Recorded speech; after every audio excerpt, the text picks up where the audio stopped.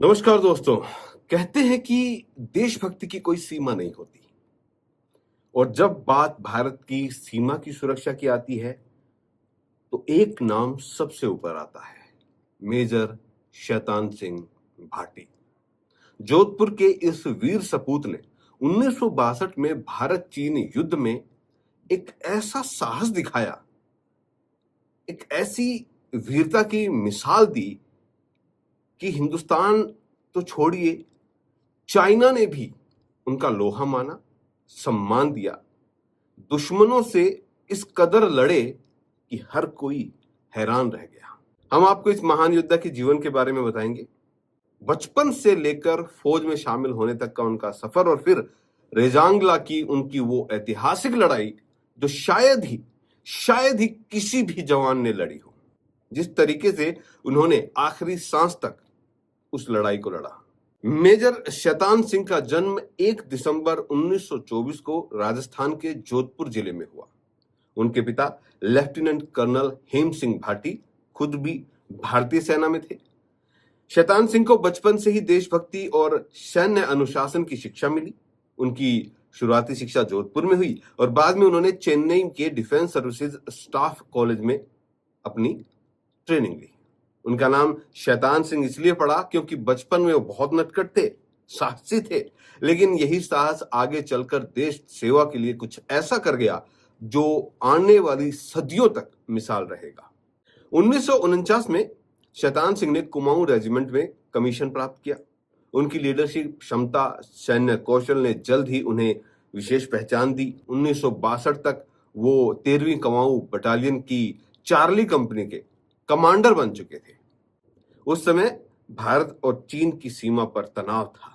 चीन भारत की सीमा में घुसपैठ कर रहा था। ऐसे में मेजर शैतान सिंह को रेजांगला, लद्दाख की रक्षा की जिम्मेदारी सौंपी गई। 1962 का भारत चीन युद्ध। जी हाँ, बर्फीली वादियां जहां पर सांस लेने में भी बहुत दिक्कत होती है, वहां पर ये लड़ाई लड़ी गई।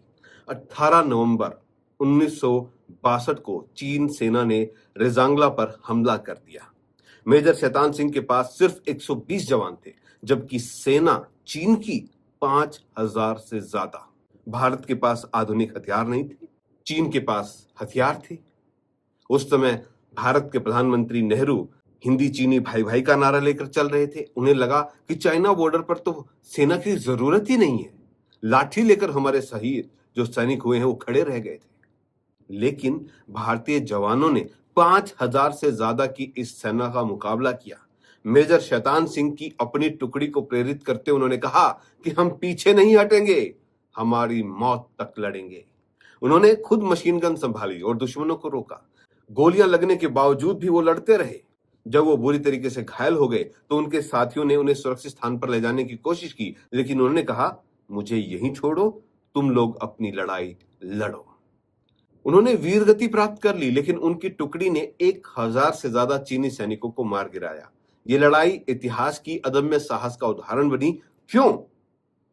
क्योंकि वो कहते हैं ना कि मरते दम तक मेरे जिस्म का रोआ रोआ इस देश की मिट्टी के लिए लड़ेगा। दोस्तों, इस लड़ाई में शैतान सिंह के हाथों पर इतनी गोलियां लगी थी कि वो हाथ भी नहीं उठा सकते थे। इसके बावजूद उन्होंने अपनी स्टेनगन जो थी उसमें रस्सी बांध के पैरों से गोलियां चलाई और लंबे टाइम तक अकेले चीनी सैनिकों के साथ लड़ते रहे, उनको मारते रहे। मेजर शैतान सिंह को मरणोपरांत परमवीर चक्र यानी भारत का सर्वोच्च वीरता पुरस्कार दिया गया। उनकी वीरता की कहानी आज भी सेना के प्रशिक्षण केंद्रों में सुनाई जाती है। लद्दाख में रेजांगला वॉर मेमोरियल बनाया गया है, जहां हर साल 18 नवंबर को शहीदों को याद किया जाता है। जोधपुर में भी उनकी प्रतिमा स्थापित की गई है, जो युवाओं को प्रेरित करती है। मेजर शैतान सिंह ने सिखाया है कि देशभक्ति सिर्फ नारे लगाने से नहीं, बल्कि बलिदान से साबित होती है। आज जब भारत फिर से सीमाओं पर चुनौतियों का सामना कर रहा है, तो हम उनके जीवन से प्रेरणा ले रहे हैं। दोस्तों, अब उनके जीवन पर कहानी भी बन रही है, जो कि फरहान अख्तर उसमें मुख्य किरदार में नजर आएंगे। 120 बहादुर के नाम से ये फिल्म जल्द आपको देखने को मिलेगी। इस फिल्म को किस तरीके से बनाया गया वो तो देखना होगा, लेकिन मेजर शैतान सिंह की जिंदगी जो है वो हमेशा हमेशा भारत के हर जवान को, हर व्यक्ति को प्रेरित करती रहेगी देशभक्ति के एक नए जज्बे के लिए।